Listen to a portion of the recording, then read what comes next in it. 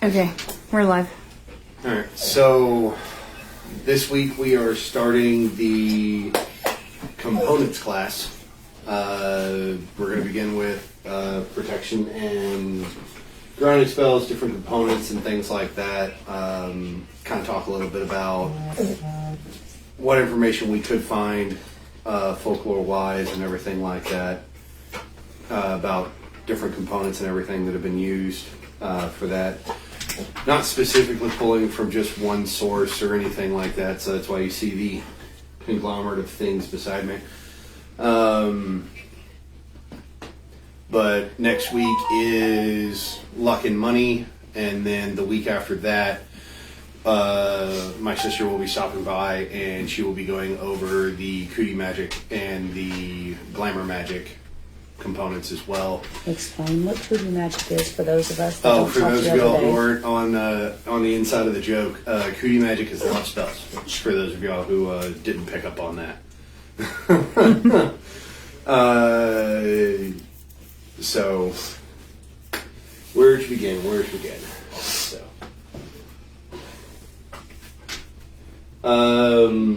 protection spells, honestly, are in my opinion, one of the most important things to learn and utilize as a practitioner.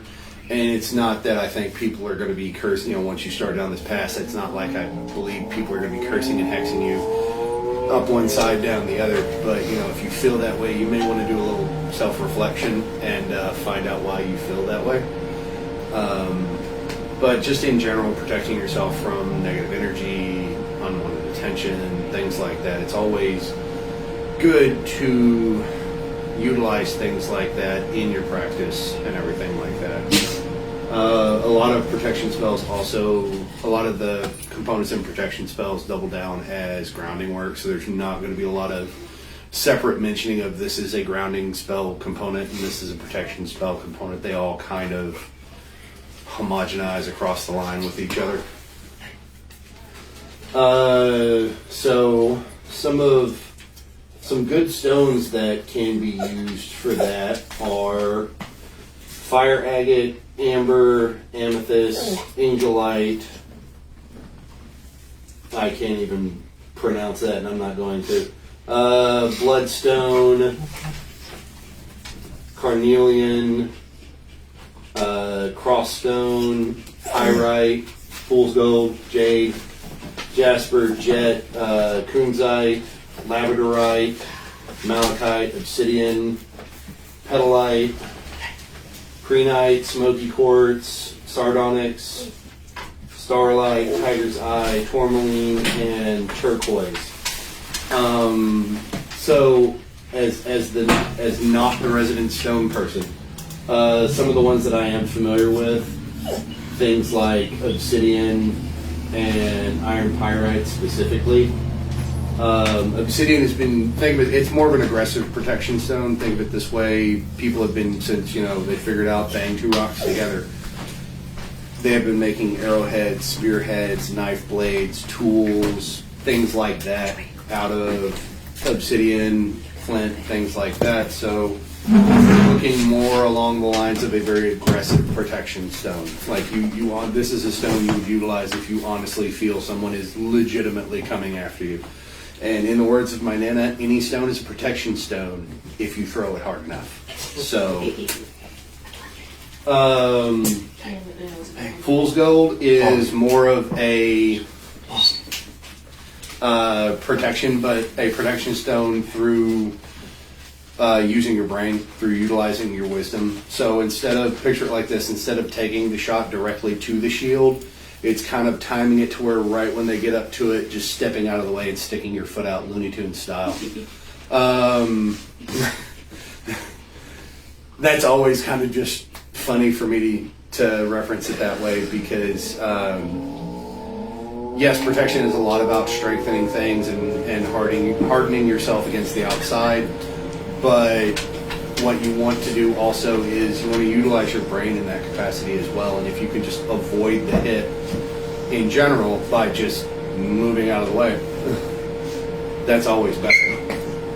There is a corgi here tonight, as well as a staffy, so you will hear the random dog noises. Sorry. Rough. Yes. And a resident. And the resident smartass. Yes, and the resident couillon.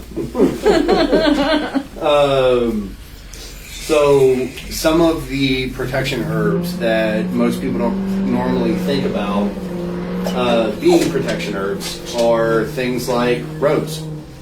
And not necessarily, yes, the petals, because they can help calm and kind of bring the environment down in an area, but utilizing the actual entire plant. Those of you who've seen briar roses, and So slapping somebody with thorns. yes, pretty much think of it that way. Yeah. What you utilize with rose, the actual entire plant, is you plant them along the boundaries of your house, your property, things like that. And what it's doing is the actual briar rose, the actual thorns on the briar, strengthen the wards, add that extra layer of protection. A lot of the component stuff, if you look at things and go, I don't want to fuck with that because that's going to hurt, that's where it comes from on a lot of protection spells. So things like salt. Salt has been used around the world through the eons as a means to preserve food and make things last longer. So through that folklore aspect of it, it's gotten this cleansing protection associated with it, because it is cleansing and protecting the food and causing it to be extended. Is there any such thing as a bad salt? Is there any such thing as a bad salt, like the one you can't eat? No, just should be careful about using, or like, Have you used to salt the earth? well, that's any salt. Yeah, that's every salt. Can be used to burn soil, Yeah. so that you cannot grow. Grow there again. Yep. I mean, I guess it's just like any other poison. Like, it depends on what you're using it for, whether it's good or bad. But So, are you meaning like, what do you mean by salts that can't act? Well, you're just saying that through the ages, that salt has been used as a cleansing agent. That salt has been used in protection and stuff like that. And I'm like, is there a salt that people should be leery of, that could bring harm, that does the opposite? Dead sea salt. It's not that it's unconsumable or that it will hurt you. It's just the saline content is extremely concentrated, and if you're using dead sea salt to season food or an offering that you plan on consuming afterwards, the saline content is very high. And there's another salt that comes from a lake in Africa. It's a pink salt, and it's supposed to have an even higher saline concentration. That's basically than what white I'm looking salt. for. Is there salts that people ought to be aware of with conditions on using? Yeah, it's just basically the saline concentration, and it's not Oh. really that it's going to poison you. It's just you don't want to consume Use it sparingly. Use it in too moderation. much of it. Okay, Yeah. Yeah. that's what I was trying to get to. Yeah, because Is for those of you who haven't done it, small little kernels of Dead Sea salt. If you just pop it in your mouth, it's It burns. it burns a little bit because the saline concentrate is very high in those. Okay. They think Florida sea salt water burns. No. Yeah. That sea salt burns. So another herb to consider is thyme. Every time. Yeah, and it's on our side. Haha, I am that old. No, the government stole our hour. Yes, they just stole an hour from us, the bastards. Thyme is often used in spells for purification, protection, and healing. It can be used to cleanse an area of negative energy, ward off evil spirits, and to promote physical health and well-being. Thyme is also sometimes used in love spells. So, and my sister will go more into that aspect in a couple weeks. But, so things like thyme, rosemary, because they have been utilized in a lot of, they do have medicinal properties as well, and a lot of medicinal qualities do transfer over to metaphysical qualities. So things that have been utilized in a medicinal aspect for antiviral, antifungal, cleansing agents will have that same cleansing aspect as well.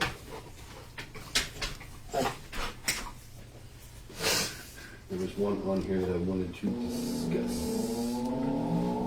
specifically because, I'm just going to skip down here to these. So, getting into an interesting component. Red brick dust. Pull it straight out the Hulu line, I guess. So, there's a little excerpt I have right here. 1 second. Woefully unorganized today. Forgive me. Reese is sorry she missed tonight. Oh, that's okay. Nope, forever banned. Because I have the ability to do so. That's it. Not even remotely close. 20 licks. Even Bonnie called it this. Okay. Yes, even the dog said bullshit. Thought I'd let you know.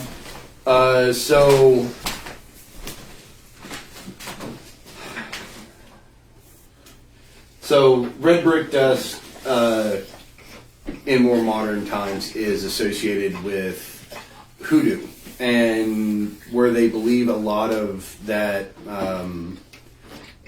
protection utilizing started was the fact that originally red bricks were made with red ochre. That's where the red coloring comes from. And red ochre is used they found it in rituals and grave sites dating back to the Paleolithic all over the world, not just centralized in one location. This is kind of a component that has history all around the marble. So they found it in graves in Western China, South America, Europe, North America, parts of Africa. It's something that has a history that kind of spans the globe and time. And it's always been considered a sacred component for a lot of people up until forever. But originally where the red brick dust started, specifically down in southern Louisiana and specifically NOLA, is there was a brickyard down there.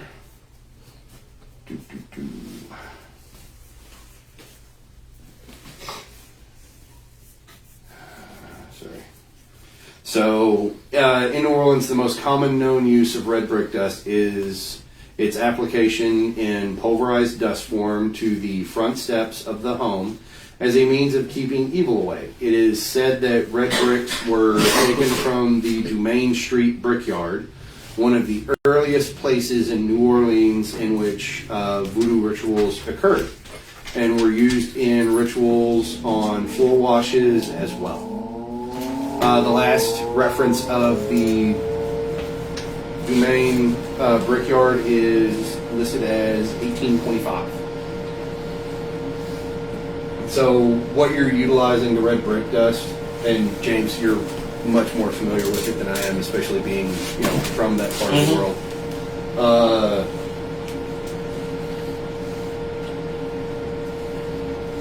Essentially, people are utilizing it.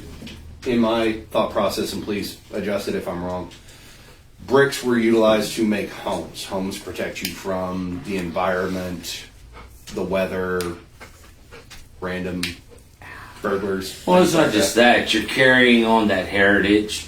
Like, if a lot of rituals were performed in a spot like where they got the dust from or were making the bricks, or is, say, like a lot of rituals were performed in a building, or I know that even some churches, like old churches, were torn down. People would take the brick dust from, or the old bricks from, or houses from their ancestors, and things like that, like from their grandparents and things like that, and they would save it and use it because it carries on that heritage from the old spirits and that lineage, and you're using it, and because hoodoo is very, very spiritual based, it's very much calling upon your ancestors and stuff like that. You're bringing that community, and calling upon it to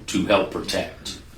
So, in your opinion, it would be not that you couldn't use brand new red bricks from Home Depot, but it would be better to get it from a place, don't break the law and snatch a brick out of somebody's wall. No, But, getting it from a place that it has history from, like you said, Yes. an older church that was torn down, an old family home that has been torn down. pretty much an old Everything family like home that. that's got bricks in the driveway, or like say a rounded flower bed, or an old well, or things like that. Somewhere that from like an old family, like from an old family farm that's got history tied to it, or things like that. That's where a lot of go seek out places that have good apothecaries from people that are going to be able to source it Yeah. from reputable places. Which once we have the ability to and the time, we will actually start carrying red brick dust in our apothecary. And that's like that. And before anybody wonders where we're getting these red bricks from, both Crystal and myself have access to old family properties that have been in either of our families for easily 100 to 50 to 100 plus years, that are old school, very old red bricks that were part of foundations or the buildings themselves. Those are the bricks we will be utilizing. And that's we will be getting random bricks or buying them from Home Depot and grinding that stuff up. This is some stuff that's got some past to it. But your family has been practicing for generations. Oh yeah, and There's history there. There's lineage there. There's energy in that. Oh, yeah, And that's what I'm Christmas talking as about. And that's what you're looking for. I'd love to The be able further to- back that you can follow the ties to it, the more generations that stand behind it, the more potent the red brick dust is going to be. Is the best way I can word it. Yeah. And for those of y'all who are unaware, my wife is actually from Beaumont and is Creole as well. So that's why she's chiming in as well. I mean, I'm not saying that you can't go get fresh red brick dust, grind it up, and put intent behind it. Oh yeah. I mean, But one you person's can, intent. but you're literally looking at the difference between putting first generation red brick dust against multi-generational red brick dust. Yeah. With some history and heart Yeah. behind it. It's got a little soul behind It's it. got a little soul behind it. Yep. And if anybody knows, Creoles believe in putting some soul behind. Oh, yeah. If it's in the food or the history or whatever, it's got a little soul Hell, behind even it. a cup of coffee down there. Got some soul behind it. Buddy. So jumping to another ingredient that people sometimes think about, sometimes don't think about. It kind of wavers between the individuals, but eggshells. So think about the eggshells are there to protect the embryo to form into a chick and everything like that. It's utilizing that kind of mother bear magic to protect the young. So this is things that you can utilize to do to make your own black salt around your house, or specifically protecting your child's bedrooms, things like that. Just that shell of protection. Yes, that's basically what it's accessing. Is I that mean, it's pure as old as probably one of the older forms of shell of protection. yes, and it works that same way. So how earlier we were talking about in the energy word class, forming that bubble around yourself and hardening it against the outside world. Kind of like it all ties in together. That was not planned. But essentially, an eggshell is very much the same thing, and it does not have to be intact. It can be ground down, broken up in halves. It still has that same essence, that same mojo behind it. You're basically tapping into that intent. that parental instinct to protect your young.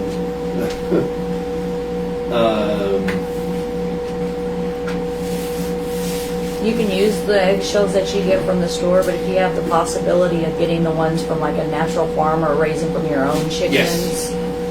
that's even better. Because it comes from your own place. Oh yeah, and that's tying in your time, your energy, your work into that component as well. So the more you can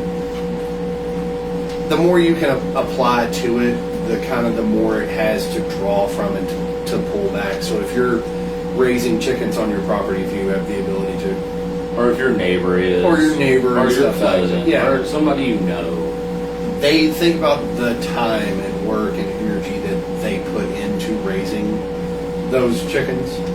That same time and energy and care transfers over into the metaphysical aspect, utilizing those eggshells. What about gravy? So Now, moving on to the next one out of the hoodoo line. And it's not just hoodoo where graveyard dirt is utilized. Several cultures around the world have utilized graveyard dirt at one point or another. Graveyard dirt, it's a direct. Bully. He just picked her up, I promise. Don't kick the dog. He stepped on her. Graveyard dirt is that direct connection to either those ancestors or that particular ancestor if you actually collected it from that individual's grave. It can be utilized so if you're pulling it from an unknown person's grave, but you know the history behind that grave and they were kind of a dick, it can be utilized in very negative, malevolent forms of magic. But if you're pulling it from, say, the person who raised you, whether that be a mom, a dad, an aunt, an uncle, grandparents, whatever, random person, doesn't matter. If that's someone who was a big influence in your life to care for you and protect you and kind of guide you through your life to be a better version of yourself, you can utilize that dirt from their grave to continue to protect your home and your family and everything like that.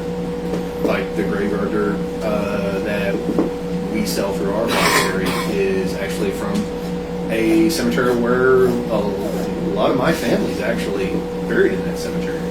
There is a right and wrong way to collect. Yes, forgot to discuss about that before we started. Things like graveyard dirt, crossroads dirt, sands from hunting grounds, things that you're taking from places Sacred places. that have a lot of mojo behind them and everything like that.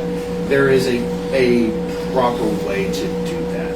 And when I say proper, it's the idea of how you approach it. You're not going there and taking it. You're, asking for permission. Manners. We were all taught manners growing up. You're not just going in there and straight taking shit. You're going in there, you're presenting what you want to do with it, you're asking for permission and making sure there's no bad vibes that come back from it and everything like that. However your practice is, I can only explain what I do. You don't want to leave it under What the my wife pretense does. of bad juju. Yes. Like when we collect our crossroads dirt, we don't just go there and take that stuff. We go to the crossroads, we explain that, this is not us taking something, this isn't a gift that we're giving in return for something else. This is, we have removed some things from here, we are giving some things back to it as an even exchange. It's not a deal back and forth. It's if you have the permission to do so, you're removing something and also leaving something back. Because you also don't want to owe a debt. Yeah, you don't want to owe a debt to the wrong thing, and crossroads are not, and graveyards are not exactly the place you want to owe a debt. That's for a conversation not on the live, which we may have after we turn it off. So let me add something. Yeah, go ahead. Like we touched on graveyard art. Can you use ashes or the ashes of a loved one in the same way? I think that would fall down to a shooter's preference kind of thing. So I will explain from my point of view. When I die, I do not want anything kept. I want to be burned and my ashes scattered to the wind. Nothing stays. Sorry, I had to look at my wife. But some people, like I've read articles about, and several people may have seen this pop up on Facebook and everything like that. A gentleman wanted his skull removed from his body, completely cleaned and preserved, and then he wanted the rest of his body burned to ash, and then the ashes sent to the place where they concentrate the ash down into a gemstone. He wanted them to look like sapphires, and he wanted the sapphires permanently mounted in the eye sockets of his skull so he could continue to protect his family. If you were ever wondering how you got a demi-lich, that's how you get a demi-lich. But it's things like that. There are companies out there that will take small portions of a loved one's ashes and they will concentrate it down into a stone, and if that is a practitioner that's being done with that practitioner's permission to a degree, then yes, that can specifically be utilized to make a family protection charm. If your grandmother dies and she's a practitioner and she wants all of her grandchildren to have a small little stone made from her ashes so she can continue to protect them, that's a very logical reason in my mind that would say yes. I mean, there's probably some culture that will tell you, mix a little ash in with the brick dust and everything like that and scatter it around the property, and That's what I'm saying. It's very much left open to the. oh yeah, my form of the craft is very much a open-ended, situation-demanding, shooter's preference kind of thing. I'm never going to tell you you're doing it wrong. I will tell you how I do things, and then you can extrapolate from that what you will. It can be done, but I would highly recommend that you speak with the person prior to them passing, or if they've already passed, request permission before doing so, because you don't want that to come back to get you. If they don't want to be here after they're gone, and you make them stay, that can cause problems. They may not want the energy involved in stuff. Yes, true. So, shifting over to another ingredient. Iron. Leave my Faye alone. So, Go ahead, lose your beard. iron has been considered a protection element for a very, very, very long time. Specifically in parts of the world like Scotland, Ireland, Wales, British Isles in general, and other parts of Europe and the rest of the world, but specifically in the Highlands where a lot of my mother's family comes from.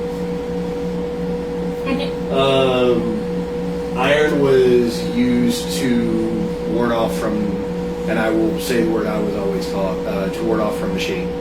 And the Sidhe is the Scots word for the Fae, the hidden folk, fairies, elves.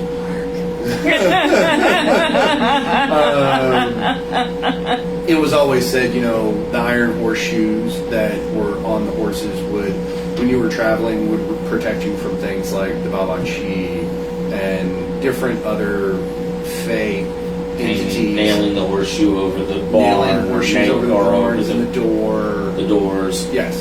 There's a lot of folklore that talk about iron horseshoes and nails and everything like that placed in specific places in the Highlands and in Ireland and everything like that to ward off and protect a family, a house, livestock, things like that. We are currently in East Texas. We're smack on top of one of the largest iron deposits in the world. It's probably ingrained in our bones. It doesn't help. I actually have a little rock of iron ore that Bonnie brought to she's not one that brings sticks or something to play with, but just had it in her mouth from digging, walked over and set it over beside me and Oh, walked yeah. off. I'm like, okay. And for those of you in this area, or that may catch this in different parts of the country and everything like that, if you're in a heavy iron-rich area, red clay, things like that, if you are, and you dig a foot down, you're finding it. You're walking down the creek beds in driveways, those red dirt roads, they're full of iron. It is not a hard component to come across.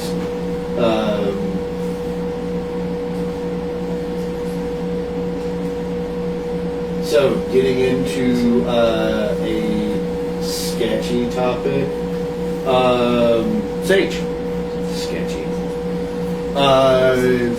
So, there are 1,001 different species, the last time I cared to count, of sage that are from all over the world. They found sage species from North and South America to China to Eastern Europe, parts of the Middle East and Africa. It all falls under the curacao family. So it does not matter what particular species of sage you are utilizing, and if you're someone who is adverse to using white sage because it is connected to certain tribes on Turtle Island, go ahead, you do you, roll with you. I'm not going to tell you you're wrong. If you don't want to use white sage, no. You can use garden sage. From the spice aisle at your local grocery store, it is sage. It's just a different species. It does these same things. So sage has been utilized medicinally for a very long time because it is antiviral and antifungal. And it's been utilized in teas and foot soaks, hand washes, mouth rinses, sore throats, food, cooking, things like that. So medicinally, it has a very strong antiviral, antifungal aspect in part of the tannins that are involved in the sage plant. And there was a scientist a while back, I forget the name, he set out to prove that, folk magic was all hokum, that, it was all BS, it was not real, blah, blah, blah. But he felt he needed to be highly accurate in his research and did the full scientific method, stayed completely biased about the whole thing. And he found that sage is, scientifically proven now that sage does remove bacteria and molds, spores, things like that. And that all the folk medicine that has all the folk history behind it is now scientifically backed up that, yes, it does cleanse an area. It does remove the bad mojo, the negative energy out of that area where our ancestors were describing it as bad spirits and things like that. Using modern science and things, we describe it as viruses, mold, spores. It's the same thing back then that it is now. It's just a different name.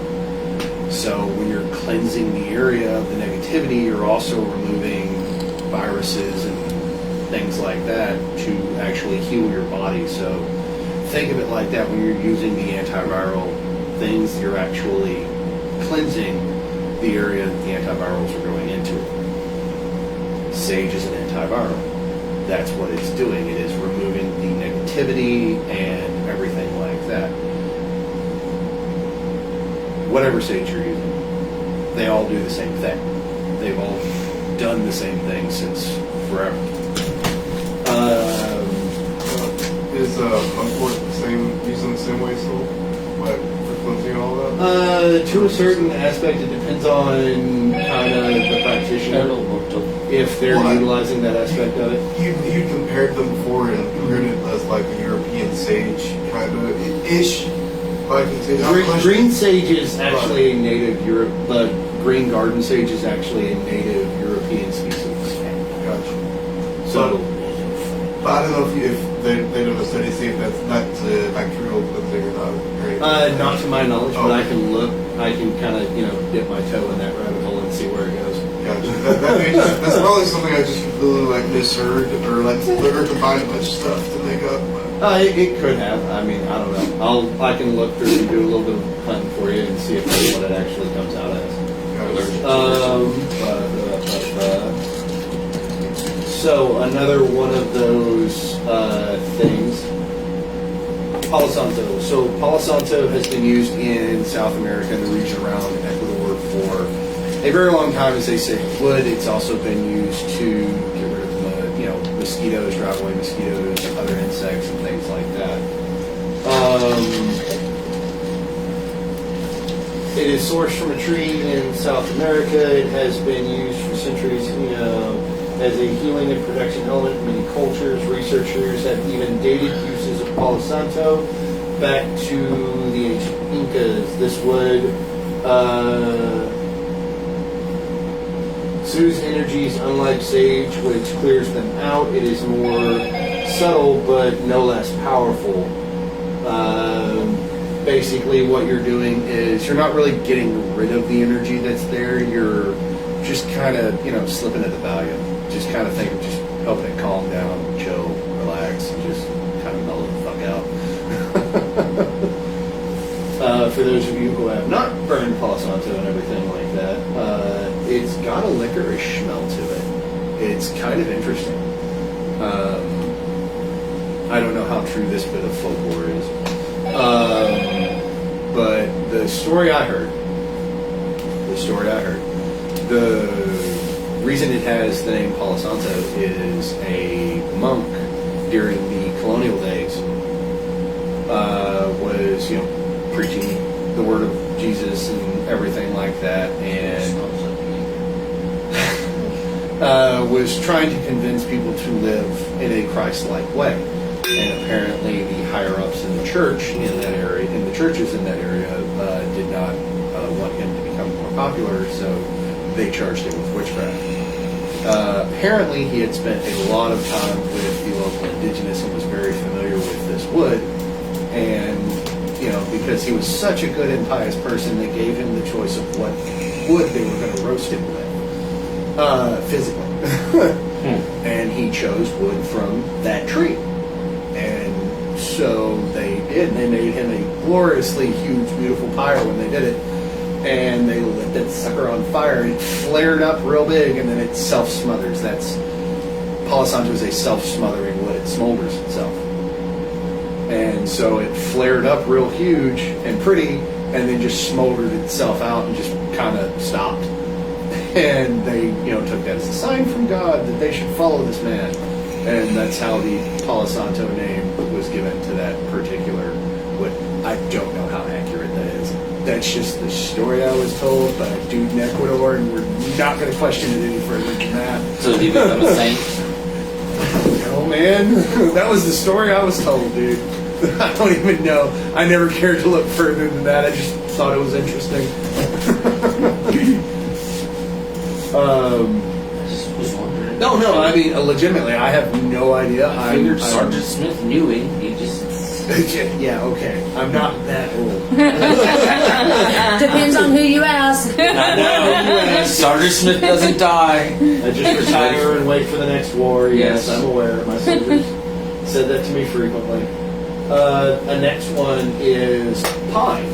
So pine is the tree of peace to the Iroquois nation, and it is a well-known healing herb in witchy circles. Its smoke cleans the air against negativity and can help create positivity in a stagnant space. In protection magic, it is the perfect ward against negativity that might affect the livelihood of the house.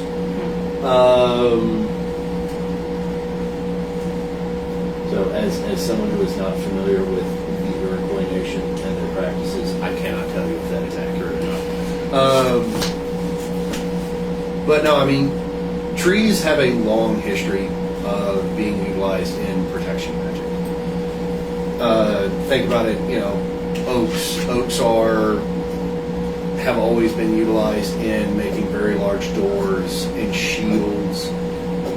Big, heavy things that are very strong to resist a lot of wear and tear and impact and things like that.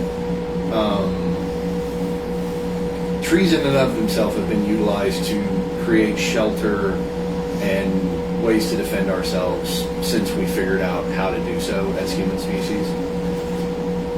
They've just always had that attachment of protection to it, and there's different stories involving different tree species from around the world that have that protection aspect about the story of the tree itself. It's like cypress from down south is known for not rotting Yep. because it will repel water. That's why they built homes out back in the day.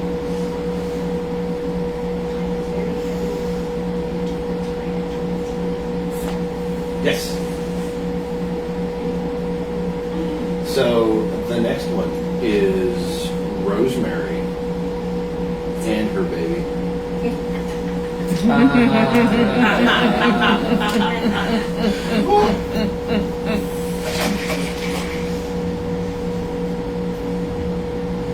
Oh, sorry, I'm trying to find the page I was on.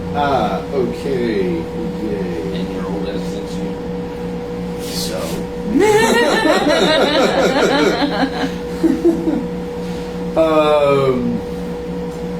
So rosemary is native to the Mediterranean and is an aromatic evergreen shrub with needle-like leaves. If you don't know what rosemary looks like, it's the thing in the spice aisle that makes Italian food taste Is that the better. burning bush in the?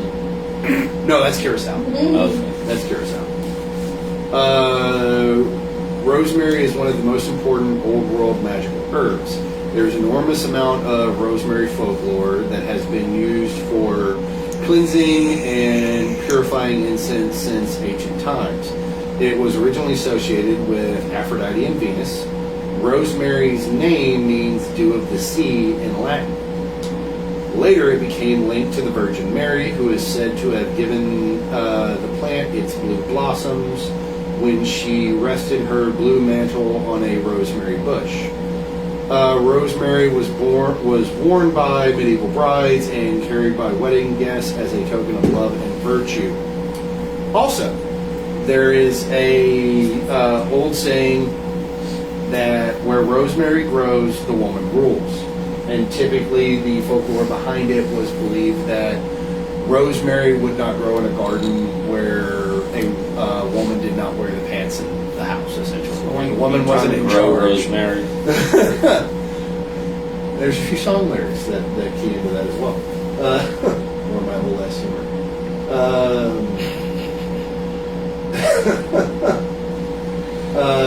Rosemary has a few medicinal qualities that are along the lines of antivirals and antifungals as well. I mean, we know who wears the pants in your family. Clearly, I wear a kilt. I'm wearing shorts today. Yeah, she's got short sticks. Nobody's wearing You pants. still wearing more pants than he is. Fuck pants. Damn leg prisons. You got your foot crystals on though today. Yeah, I do. I do have my foot prisons on today. He Yeah. chose that. For the Yes, record. I went out to Uppsala, the grounds at the Uppsala events today to kind of look around, check it out, and everything like that. And I was not aware of the conditions of the ground, so I decided to put on shoes. Oh, I was an I'm adult so and decided to proud put of on you. shoes. wow. Mark that on the calendar. Look at you being an adult. You almost feel betrayed? Yeah. We're going to celebrate this day next year. Mm-hmm. The day Justin chose to wear shoes. Hey, Justin chose to adult willingly. That's what you ought to Well, title anyway. the video. That way we'll know when it pops back a year from now. So another component that can be utilized in protection spells, mirrors. So mirrors, yes, are not just used for scrying. Think of it as a Crying? scrying. Oh, Sorry, did the hillbilly get in the way that time? yeah. I was like, I mean, I know a lot of people that cry when they look in the mirror. I'm one of them, but still. I'm a mirror. I know what I look like. I have somebody to cry with, but So think of it as so when you use a mirror and you reflect light from it and everything like that, it's that same aspect. It is the reflective quality the mirror has to. It's not absorbing the impact or taking the blow. It's much like iron pyrite or fool's gold. It's allowing it to bounce off and reflect away from you. Yeah. So you coach your house in mirror. I mean, if you want to be that person, yeah, sure, go ahead. I'm not going to tell you no. Yeah, You're gonna Neighbor's gonna love you when the sun comes out. hate, so much hate. So, does anybody else have any ingredients they've used in protection, grounding, things like that they want to talk about? Anybody? Suggestions? There are Things? so many. There are so Yeah, many. really. Freaking We've many. barely not even scraped Yeah. the surface No, of I it. got to use lead for protection. Yeah, I mean, lead is a great, so is copper. Especially when they move at 1,200 feet per second. Have about 180 grains to their weight. It's like cotton shape. For those of you who don't know what I'm saying, it's a bullet. Now you have to sit on the opposite side and say, try the way, legality first. We are not to be held accountable for any suggestive content located in this video. Right? You're an adult. I don't care what you do. No. Just know there are consequences. Yes. There are consequences for all actions. But metal, much along the lines that James jokingly brought up, Yeah. metals have been used as protective equipment, helmets, armor, in certain points, shields and things like that. So there is a lot of history behind metal that can be utilized in a defensive Keys way as a and protection locks. spell. Keys, locks. Bronze. You can lock them down like there ain't no other. Hide glue. Hide glue, yeah. Hide glue is another thing that can be used in protection That spell. is a guilty More as look a if I've ever trap. seen one. One of these days I'll bring my friends up. Lavender and peppermint can, because lavender lavender and chamomile actually do a lot of the same things in that aspect. You're not really, much like Palo you're not really removing the negative energy. You're just Tranking it. slipping it about you. They're also Yeah. insecticides. Yes. Although protect your house from pests. Yes. Quick off-topic thing we learned. So to get rid of my kids. Yes. Yes. So, quick off-topic thing we learned while we were at a Renaissance fair is lavender oil is really good for sunburns. Oh yeah, by the way. So, It's an FYI for who anti-inflammatory didn't to know. a slight degree. It has just enough anti-inflammatory. So, who didn't know and who burns really easily? Not me. Lavender It oil. was one side of my neck. And It's it the looked like a lobster. It's fine now. We had a tea lady there. She's like, "You need lavender oil." Starts rubbing it on her. Nice. That's great. Just like you need help. Anybody else? Anything? Something as common as sand can be used. Yeah. Yes. Yeah. Sand can actually be used. I mean, pocket sand's always a great way to defend yourself. It's also beach sand because it has glass in it. Yeah, well, I mean, when you break sand down on a molecular level, it is just really tiny pieces of quartz. So, So this is got ADHD thing, but I've used amethyst specifically for protection against like thought process or like getting distracted from stuff. Like we're like I don't know if I'd call it protection necessarily, but basically to help like keep the line and not veering off and like things like coming after me. yeah, to a degree, yeah. I mean, amethyst was one of the stones that was listed as that can be utilized in protection spells, so you're not off with that. Even in Standard quartz can be used. Since we brought up crystals, onyx and obsidian. yeah. Yeah, your dark colored ones like tourmaline, onyx, obsidian, those are usually pretty common ones to use during protection. Like I said, the darker colored stones are associated with protection. I say quartz because quartz is a universal stone. Yeah, you can use quartz The for intent, whatever. yeah. It's just a battery.